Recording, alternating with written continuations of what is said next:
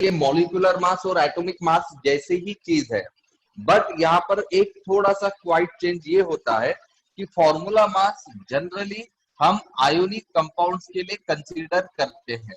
कौन से कंपाउंड्स के लिए? आयोनिक कंपाउंड्स के लिए।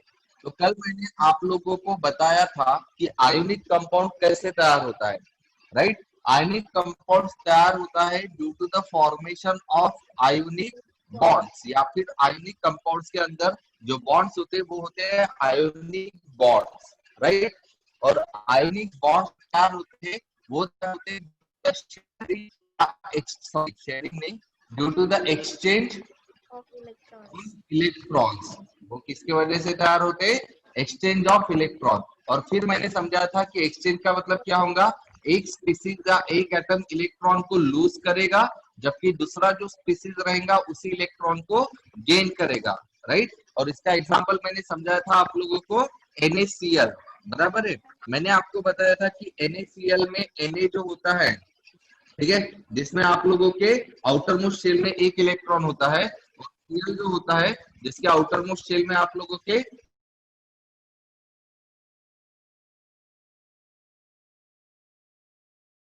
और Cl जो इलेक्ट्रॉन क्या करेगा?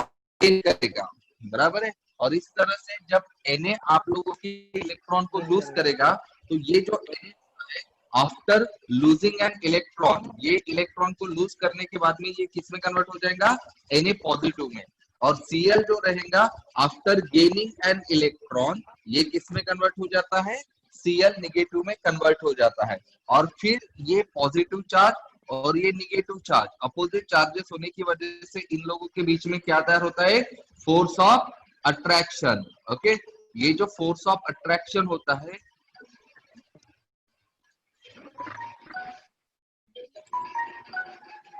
हाँ हेलो, हाँ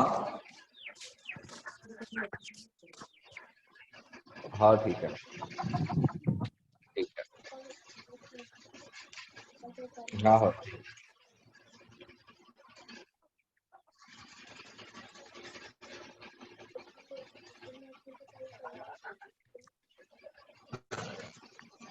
डन। तो ये जो फोर्स ऑफ अट्रैक्शन होता है इसको हम इलेक्ट्रोस्टैटिक फोर्स ऑफ अट्रैक्शन कहते हैं, ध्यान में रखना। कौन सा force? Electrostatic force of attraction. अब इसको इलेक्ट्रोस्टैटिक क्यों कहा जाता है? क्योंकि ये चार्जेस के बीच में है। स्टैट, स्टैट का मतलब चार्ज होता है, हाँ? यहाँ स्टैट का मतलब होता है ना, स्टैट का मतलब चार्जेस, इलेक्ट्रो चार्ज मतलब इलेक्ट्रिक चार्जेस, समझ में आ रहा है? तो इसीलिए इस फोर्स ऑफ अट्रैक्शन को कहा जाता है electrostatic force of attraction. Is it clear? Is it clear? Okay fine.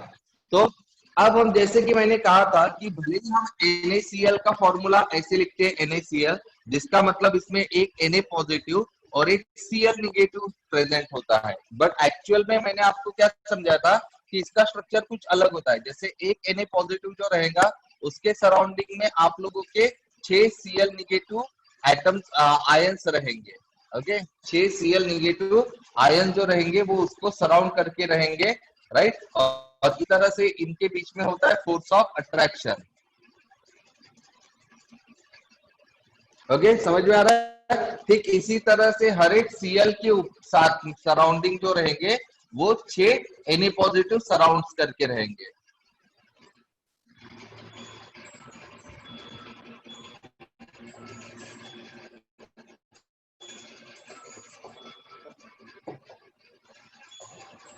Got it? समझ में आ रहा है? तो इस तरह का ये स्ट्रक्चर होता है। तो अगर इस तरह का स्ट्रक्चर रहेगा और मैं कोई एक पर्टिकुलरली यूनिट अगर इसका कंसीडर करूंगा, मतलब ये वाला पोर्शन, तो इस पोर्शन में आपको Na पॉजिटिव एक दिखेगा, जबकि Cl निगेटिव 6 टाइम दिखेगा, बराबर है? मतलब इसका फॉर्मूला NaCl निगेटिव 6 हो जाएगा। और अगर मैंने इस वाले पोर्शन को देखा तो इस पोर्शन में आप लोगों के Na पॉजिटिव 6 टाइम दिखेंगे, जबकि Cl निगेटिव एक ही टाइम दिखेगा। मतलब दोनों केसेस में आप देख पा रहे हो कि फॉर्मूला अलग अलग बनेगा, बराबर है? और अगर फॉर्मूला अलग अलग बनेगा तो फिर इसका जो पर्टिकुलरली मास रहेगा वो डिफरेंट रहेगा, और इसका जो मास रहेगा वो भी डिफरेंट रहेगा। दोनों का सेम रहेगा क्या? नहीं। नहीं रहेगा। कंसिडर करो फॉर एग्जांपल कि इसका मास 100 बनेगा और इसका मास 200 बनेगा, तो ये दोनों मास तो सेम नहीं है। तो फिर अगर आप लोग को पूछा गया कि भाई मॉलिक्यूलर फॉर्मूला या फिर मॉलिक्यूलर मास क्या होगा, मास, हाँ, मॉलिक्यूलर मास, तो आप कौन सा मॉलिक्यूल कंसीडर करेंगे, NaCl6 टाइम या Na6 टाइम Cl? आपके सामने कंफ्यूजन होगा, समझ में आ रहा है ना? क्योंकि मॉलिक्यूल अगर बोला गया तो मॉलिक्यूल ये है, आइदर ये वाला या फिर ये वाला, और दोनों का मास अलग अलग है। तो फिर मॉलिक्यूलर मास अगर मैं बोलूंगा तो आप लोगों को इन दोनों में से किसी एक का मास कंसीडर करना पड़ेगा। बट सवाल वही आएगा कि भाई इन दोनों में से मैं किसका मास कंसीडर करूं, है ना? क्वाइट कंफ्यूजिंग होगा ना, क्योंकि हर बार इसका मास क्या हो रहा है, चेंज होगा, क्योंकि मॉलिक्यूल चेंज हो जाएगा। क्लियर है? Yes sir. क्लियर है? तो यही वो वजह होती है कि इसके वजह से आयनिक कंपाउंड का हम मॉलिक्यूलर फॉर्मूला न लेते हुए खाली उसका जो फॉर्मूला है, देखिए NaCl जो है ये फॉर्मूला है, it is not the structure. NaCl क्या है, फॉर्मूला है, जबकि मेन स्ट्रक्चर ये है। ये दोनों चीजों को हम स्ट्रक्चर कह सकते हैं, this is called as a structure, molecular structure है ये, ओके। और ये फॉर्मूला होता है। अगर मैंने इसका मास निकाला तो मैं इसको मॉलिक्यूलर मास कह सकता हूँ, लेकिन अगर मैंने इसका मास निकाला तो मैं इसको मॉलिक्यूलर मास नहीं बोलूंगा, इसको मैं क्या बोलूंगा, फॉर्मूला मास कहूंगा। समझ में आ रहा है, राइट? तो कंसेप्ट कोई डिफिकल्ट नहीं, कंसेप्ट इतना ध्यान में रखना कि भाई आयनिक कंपाउंड को हम मॉलिक्यूलर मास न बोलते हुए उसके लिए कौन सा वर्ड यूज करना है, formula mass, that's the only thing, okay. बाकी इतनी सारी चीजें मैंने सिर्फ अंडरस्टैंडिंग पर्पस आप लोगों को एक्सप्लेन की है, बाकी इसका कोई मतलब नहीं है। आपको सिर्फ ध्यान इतना रखना है कि आयोनिक कंपाउंड अगर मेरे सामने होता है तो उसके लिए जो मास दिया रहेगा मैं उसको मॉलिक्यूलर मास मॉलिक्यूलर मास नहीं कहेंगे, कहूंगा मैं, क्या कहूंगा उसको, फॉर्मूला मास। समझ में आ रहा है? तो ये होता है फॉर्मूला मास, ओके, डन। और वैसे फिर फॉर्मूला मास के साथ साथ अगर मैंने फिर नेक्स्ट स्टेप हमारा ग्राम फॉर्मूला मास, तो बताइए ग्राम फॉर्मूला मास क्या होगा, tell me what will be the gram formula mass? When formula mass is expressed in gram. Exactly, when formula mass is expressed in a gram, it is called as a gram formula mass. Is it clear? Yes, sir. Yes, sir. ठीक है, so that's all about the gram formula mass and formula mass. तो यहाँ पर ये हमारा concept खत्म हो जाता है। अब हम चलते हैं हमारे इस चैप्टर के सबसे इंपॉर्टेंट कंसेप्ट के ऊपर, और उस कंसेप्ट का नाम है मोल कंसेप्ट, ओके। मतलब पूरा चैप्टर जो है वो मोल कंसेप्ट के ऊपर ही डिपेंड है। अभी तक की बाकी सारी चीजें उतनी ज्यादा मैटर नहीं करती है जितना कि अभी हम जो कंसेप्ट पढ़ने वाले हैं वो मैटर करता है। और इस पूरे चैप्टर जो जाना जाता है बस वो इसी कॉन्सेप्ट के लिए जाना जाता है, जिसका नाम है मोल कॉन्सेप्ट, ओके। क्लियर है? ओके, तो ये बहुत ही ज्यादा इंपॉर्टेंट है, it is very very very important topic. समझ में आ रहा है ना? और ये टॉपिक सिर्फ 11वीं में नहीं, ये पूरे जन्म जन्म का भाई प्यार है वाला काम है, मतलब ये हर जगह पर आने वाला है, समझे ना? तो मोल को तो हमको भूलना ही नहीं है, ठीक है ना? तोल मोल के मोल को बिल्कुल ध्यान में रखना है हम लोगों को। तो चलो अभी मोल कंसेप्ट के बारे में हम लोग जानते हैं। तो सबसे पहली चीज हम जानते हैं कि भाई मोल क्या होता है, व्हाट इज मोल, बताइए।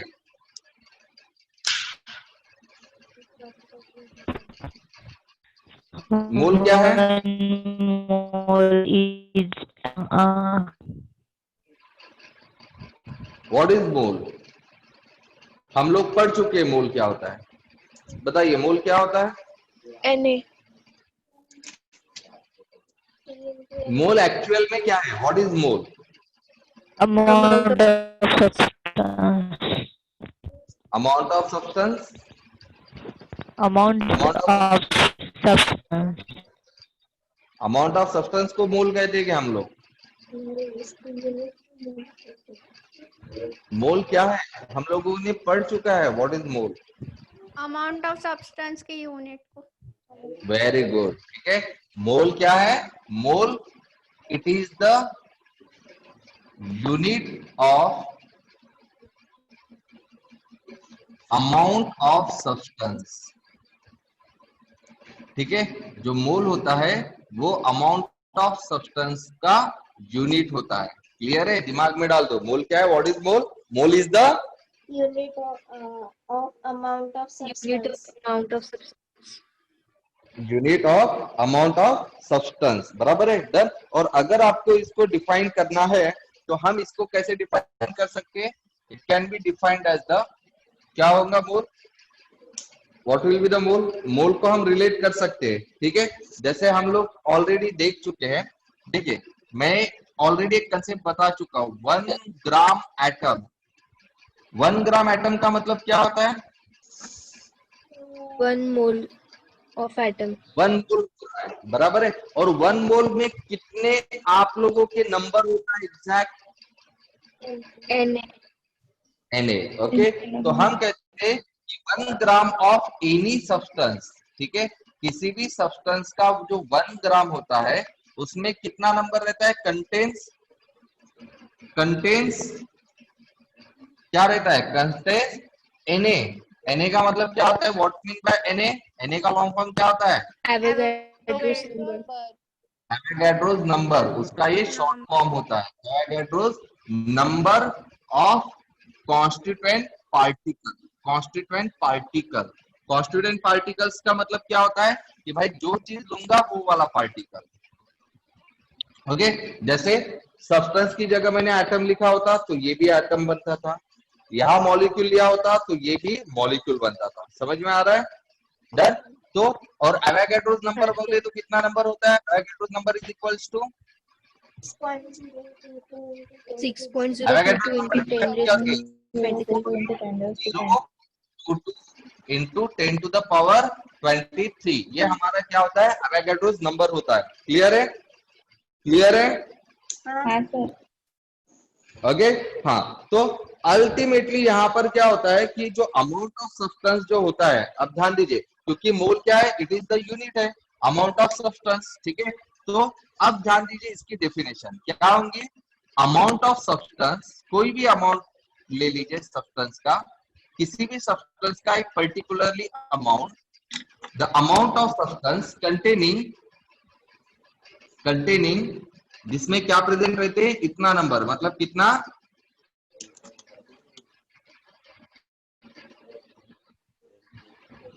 पार्टिकल्स इज कॉल्ड एज मोल। इसको हम कहते हैं मोल। तो ये होती है मोल की डेफिनेशन।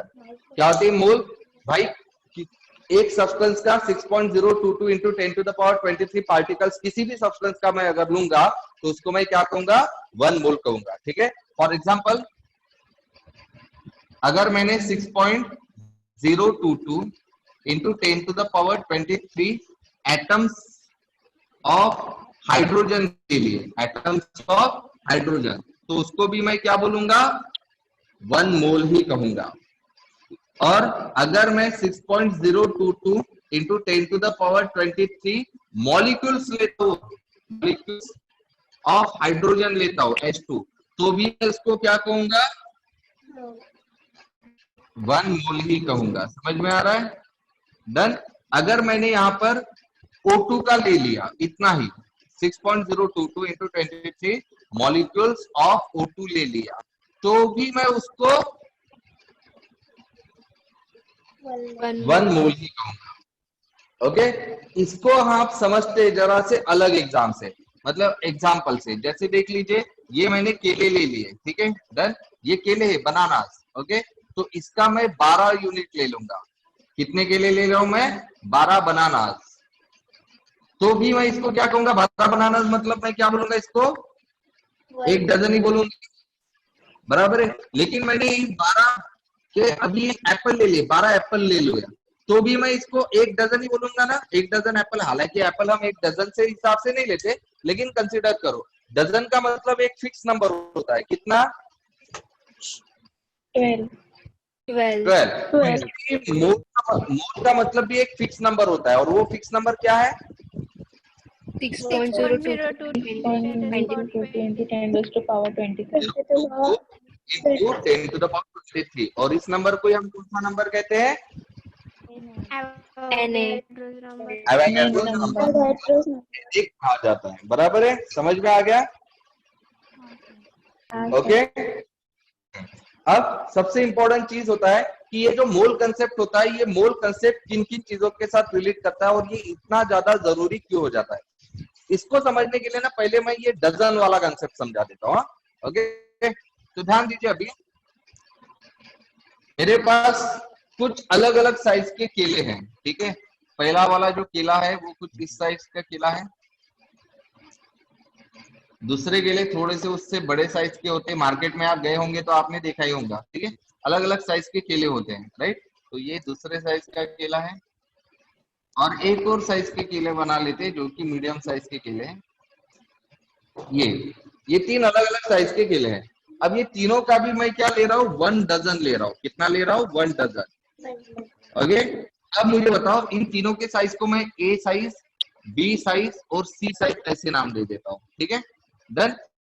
तो बताओ 1 डजन जो रहेगा ए साइज का कितना होगा, नंबर कितना होगा। 1 डजन मतलब ए साइज के कितने केले, 12 केले रहेंगे। ओके, नंबर में अगर हम देखेंगे तो ए का नंबर भी 12 रहेगा, बी का भी कितना रहेगा, 1 डजन मतलब 12 ये ले लूंगा।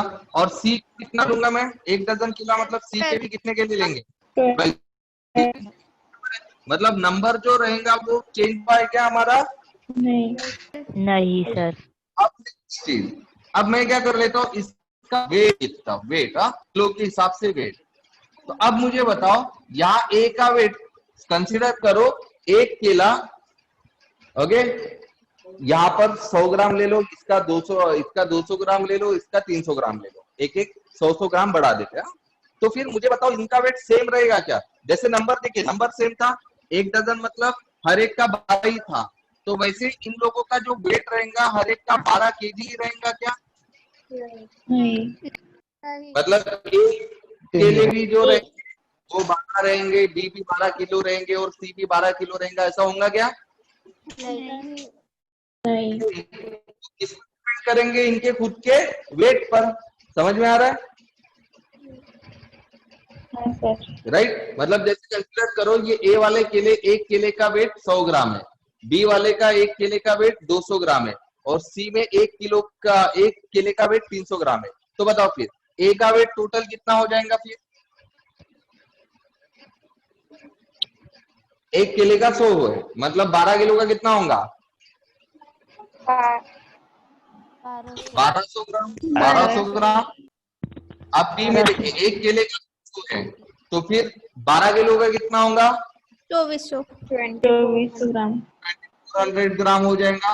और सी वाले में देखिए, सी में एक केले का वेट 300 था, तो फिर 12 किलो का कितना हो जाएगा, 3600 ग्राम। 3600 ग्राम 600 ग्राम। मतलब जो डजन है वो भले ही नंबर उसका सेम हो सकता है, बट उसका कहीं ना कहीं क्या होगा, वेट अलग अलग होगा।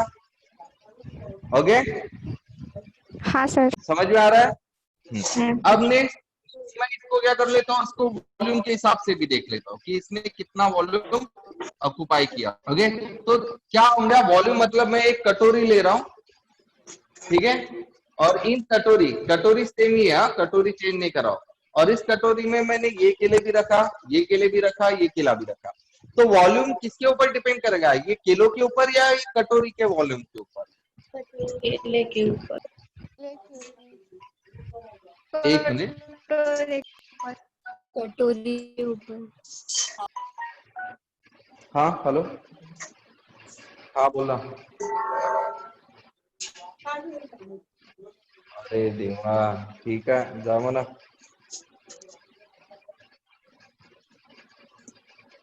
बापा बापा बापा, हे भगवान, ठीक आहे। हो हो, सांगून दे सांगून दे सांगून दे।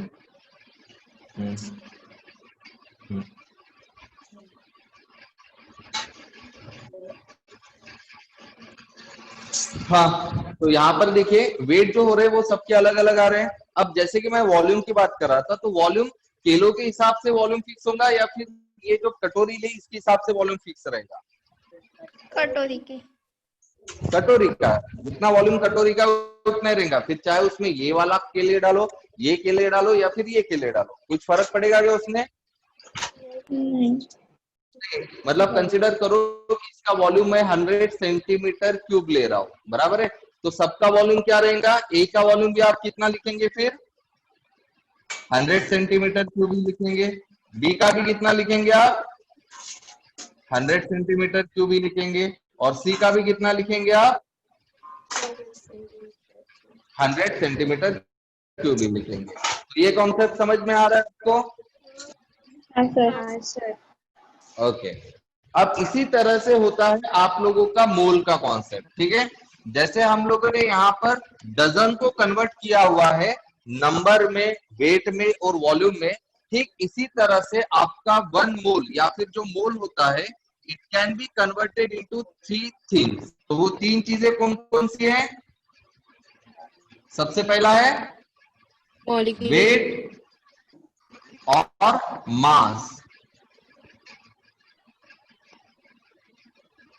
ठीक है। तो सबसे पहला क्या होता है, और होता है। सेकंड जो चीज होती है वो किसमें आप कन्वर्ट कर सकते हैं, number of particles.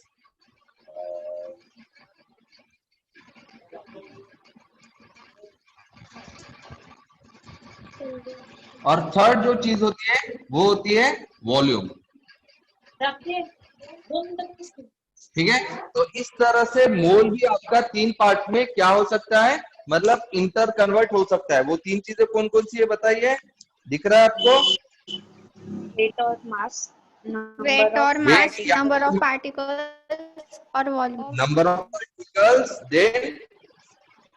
And volume. Then क्या है, एंड बराबर है। वॉल्यूम। तो अभी हम इसको चेक करेंगे कि भाई ये किस, हाँ तो अभी चेक करेंगे कि किस तरह से आप लोग जो है वो मोल को वगैरह कन्वर्ट कर सकते हो इन सब चीजों में। तो जैसे सबसे पहले वेट या मास है, तो वेट या मास को आप मोल में कन्वर्ट कर सकते हो या फिर मोल को आप वेट या मास में कन्वर्ट कर सकते हो। कैसे कैसे कैसे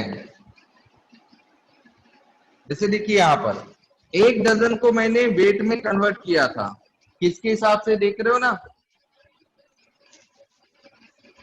किसके हिसाब से? ए का वेट 1200 लिया था, क्यों? को इनटू किया था, क्योंकि ए केले का मास कितना था, 100 था। मतलब वो किसके ऊपर डिपेंड कर रहा था, नंबर ऑफ। किसके ऊपर? केले के मास के ऊपर। किसके ऊपर डिपेंड कर रहा है, केले के मास के ऊपर। अब यहाँ पे केले को हटा कर ना कुछ एलिमेंट डाल देता हूं, जैसे हाइड्रोजन, ऑक्सीजन और नाइट्रोजन। अब बताओ इन सबका मास सेम रहता है या अलग अलग रहता है? अलग अलग। अलग अलग अलग अलग। हाइड्रोजन का मास कितना होता है? 1 1 होता है, ओके। ऑक्सीजन का मास 16 16 और नाइट्रोजन का मास 14। हाँ। ये जो मास मैंने लिखा हुआ है 1, 16 या 14, इसको मैं कौन सा मास कहता हूँ? कौन सा? हाँ एटॉमिक मास। भाई कौन सा मास है? Atomic mass. Atomic mass, okay. और वही अगर मैंने यहाँ पर H2O2 लिखा होता और N2 लिखा होता तो इसका मास चेंज होता था या 1, 16 और 14 ही होता था? चेंज होता है। अलग होता था। जैसे H2 का मास क्या बन जाता था फिर? 2 2। का मास कितना बन जाता था? 32 32। और नाइट्रोजन का मास कितना बनता था? 28 28। तो ये जो मास है 32, 2 या फिर 28, इसको हम कौन सा मास कहते हैं? Molecular mass. राइट। तो जैसे आप लोगों का, जैसे एक केले का मास 100 था तो मैंने कितने केले के मास को यहाँ पर काउंट ऑन किया था? 12. मतलब सीधा सीधा मल्टीप्लाई किया था भाई मास के साथ में। तो यहाँ पर भी आप जब मोल को वेट में कन्वर्ट करना चाहते हो तो आप यहाँ पर मोल जो दिया रहेगा उसको मल्टीप्लाई करेंगे। क्या करेंगे? मल्टीप्लाई करेंगे Multiply. एटॉमिक या फिर मॉलिक्यूलर मास से। समझ में आ रहा है? किससे मल्टीप्लाई करेंगे आप? Atomic और molecular mass. राइट। अब मुझे बताओ, अगर फिर मुझे वेट को मोल में कन्वर्ट करना रहेगा तो फिर मुझे क्या करना पड़ेगा? divided by atomic और molecular mass. एग्जैक्टली भाई, यहाँ पर अगर मैं मल्टीप्लाई कर रहा हूं तो यहाँ पर मुझे क्या करना पड़ेगा? डिवाइड करना पड़ेगा। किससे? उसी चीज से, मतलब किससे? एटॉमिक और मॉलिक्यूलर मास से। समझ में आ रहा है?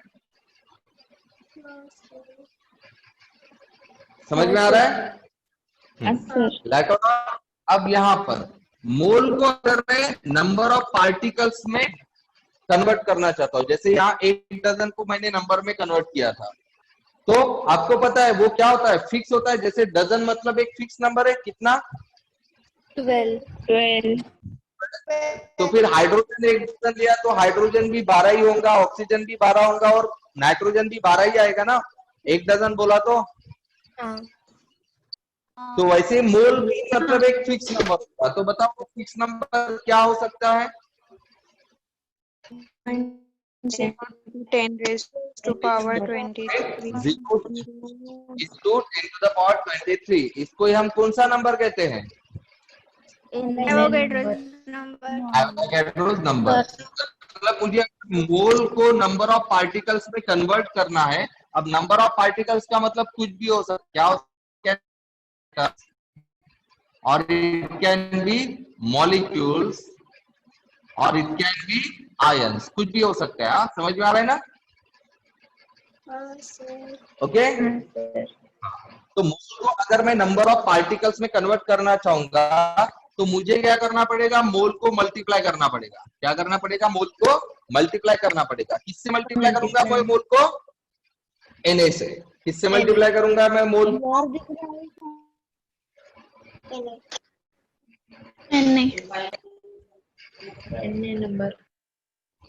Na नंबर से मल्टीप्लाई कर दूंगा। अभी दिखाई दे रहा है? हाँ सर। अब लेटर ऑन अगर मुझे इसका रिवर्स करना है, मतलब नंबर ऑफ पार्टिकल्स को मोल में कन्वर्ट करना है, ठीक है, तो फिर यहां पर मुझे क्या करना पड़ेगा? डिवाइड कर लेना पड़ेगा। Divide by what? Na number. Na बराबर है हाँ सर. Divided by. ओके। वैसे ही जब आप मोल को वॉल्यूम में कन्वर्ट करना चाहते हो तो यहाँ पर भी एक फिक्स वॉल्यूम होता है और वो वॉल्यूम होता है 22.4 लीटर। कितना वॉल्यूम होता है वो? 22.4 लीटर. 2.4. या फिर अगर मैं ml में लेना चाहूंगा तो वो हो जाएगा 22,400 ml। कितना हो जाएगा वो? 22,400 ml. ओके। अब अगर मैं वॉल्यूम को मोल में कन्वर्ट करना चाहूंगा तो फिर क्या करना पड़ेगा मुझे? Divide. डिवाइड करना पड़ेगा। 22.4 लीटर.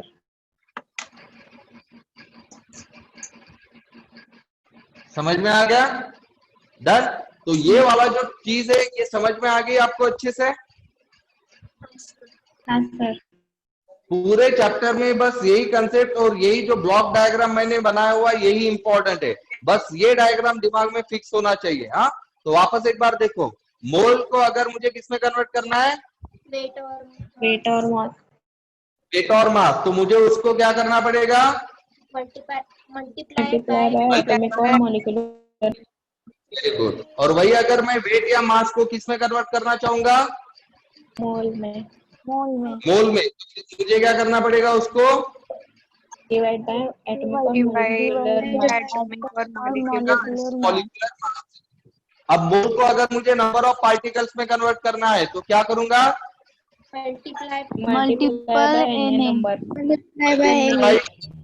और वही नंबर ऑफ पार्टिकल्स को मोल में कन्वर्ट करना है तो क्या करूंगा? Divide by N number. Mole को अगर मुझे वॉल्यूम में कन्वर्ट करना है तो फिर मैं क्या करूंगा? Multiply bye 22.4 litre.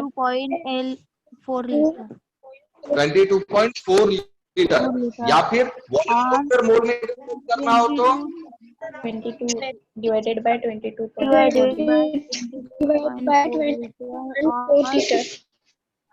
Very good. अब मेरा नेक्स्ट सवाल, मुझे बताओ अगर मैं वेट या मास को नंबर ऑफ पार्टिकल में कन्वर्ट करना चाहूंगा, किसको? वेट या मास को किस में कन्वर्ट करना चाहूंगा? Number of particle. तो फिर मैं कैसे करूंगा बताइए? वेट और मास को मोल में कन्वर्ट करेंगे, फिर मोल को नंबर ऑफ पार्टिकल में। Very good. तो इसका एक ही प्रोसेस है। देखिए, वेट या मास को डायरेक्टली नंबर ऑफ पार्टिकल्स में कन्वर्ट कर सकते हैं क्या हम? ऐसा कुछ रिलेशन बनाया है क्या यहाँ पर? नहीं। इसका मतलब सिंपल है। आपको क्या करना पड़ेगा? सबसे पहले वेट या मास को किस में कन्वर्ट करना पड़ेगा?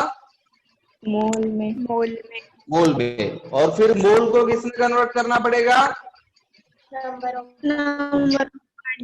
Of particle. ठीक इसी तरह से अगर मुझे वॉल्यूम को वेट में कन्वर्ट करना है, समझ में आ रहा है? तो फिर कैसे करूंगा? वॉल्यूम को मोल में और मोल को मोल में और फिर मोल को वेट और मास में। डायरेक्ट कन्वर्शन हम नहीं कर सकते। नहीं कर सकते। ओके, समझ में आ गया ये? अब हम देखते हैं इसके ऊपर के कुछ न्यूमेरिकल्स एग्जांपल्स। ओके, तो सिंपल ही एग्जांपल मैं पहले पूछूंगा, जब मैं आप मुझे बता दीजिएगा, ठीक है? तो सबसे पहला मेरा सवाल, 1 mole of hydrogen is equal to how much gram? बताइए। अब यहाँ क्वेश्चन में आप देखो कि किसको किस में कन्वर्ट करना है। बताओ, सबसे पहले वो बताओ कि आप किस चीज को किस में कन्वर्ट करना है, बताइए। नंबर ऑफ पार्टिकल मोल को नंबर ऑफ पार्टिकल। पार्टिकल कहाँ है रे बेटा? ये मोल है। और मोल को किस में कन्वर्ट करना है? वेट में। ग्राम। ग्राम मतलब क्या है? ग्राम मतलब वेट है, मास है। तो मतलब मुझे मोल को किस में कन्वर्ट करना है? वेट और मास में। मास में। तो बताओ, मोल को वेट या मास में कैसे कन्वर्ट किया जाता है? इनटू एटॉमिक और मॉलिक्यूलर मास। मतलब मोल को मुझे मल्टीप्लाई करना है, मोल को मल्टीप्लाई करना है, किससे मल्टीप्लाई करना है?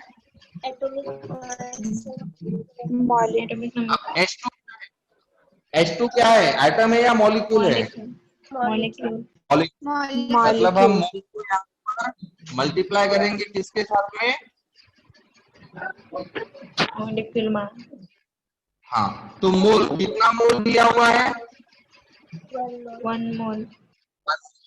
1 और मॉलिक्यूलर मास क्या होता है H2 का, बताइए? 2 ग्राम।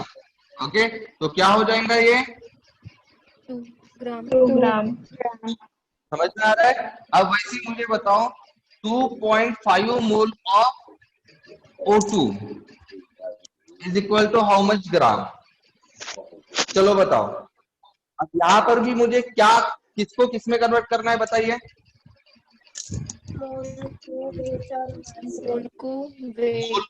मोल को वेट में। वेट में।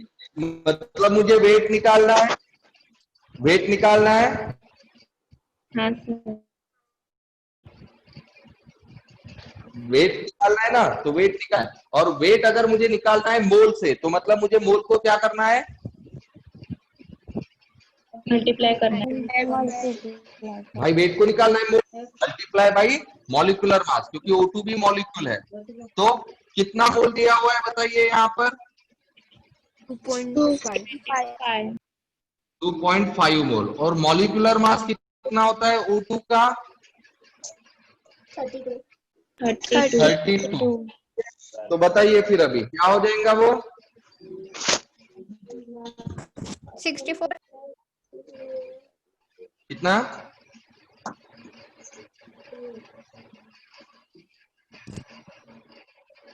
80 80 ग्राम। कितना हो रहा है ये? 80 ग्राम। 80 समझ में आ रहा है? ओके। अब next question, how much atoms of oxygen are present in 3 mole of CO2। ठीक है, ये मेरा क्वेश्चन है कि how much atoms of oxygen are present in 3 mole of CO2। तो सबसे पहले दिमाग में डालो कि आपको किस चीज को किस चीज में कन्वर्ट करना है। मोल को atom Or number of atoms. मोल को एटम्स में, मतलब मोल को Number of एटम्स में कन्वर्ट करना है। atoms में। ठीक है, राइट। मतलब मुझे नंबर ऑफ एटम्स निकालने हैं, वो भी किसके? ऑक्सीजन ऑक्सीजन के। But number of atoms oxygen मुझे किस में निकालने हैं? CO2 में। बराबर है? हाँ right? तो मतलब सबसे पहले, अरे यार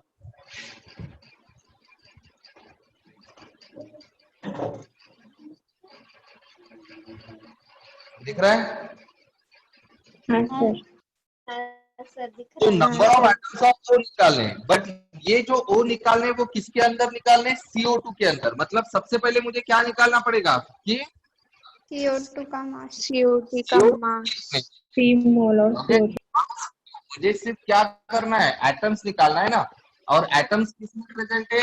CO2 के मॉलिक्यूल्स में। ये CO2 क्या होता है? एटम है या मॉलिक्यूल है? Molecule Molecule. मतलब सबसे पहले मुझे मॉलिक्यूल निकालने पड़ेंगे, मतलब मोल को कन्वर्ट करना पड़ेगा किसमें? मॉलिक्यूल में। तो सबसे पहले मैं निकालूंगा नंबर ऑफ मॉलिक्यूल्स। किसके molecules? Number of molecules of CO2। तो वो कैसे निकालूंगा? नंबर ऑफ मॉलिक्यूल्स मतलब ये निकालना है, किससे निकालना है? मोल से। तो बताओ मोल से नंबर ऑफ पार्टिकल कैसे निकाले जाते हैं? मोल मल्टीप्लाइड बाई Na। बराबर है? तो बताओ मोल कितना दिया हुआ है अब यहाँ पर? 3 मोल दिया हुआ है। Na की वैल्यू क्या होती है? 6.022 into 10 raised to the power 20 022 into okay, 10 raised to the लिख power दिया? आप कैलकुलेशन कर लो, जो भी आंसर आ जाएगा आपका। या फिर आप इसको ऐसे लिखेंगे 3Na। सिंपली क्या लिखेंगे?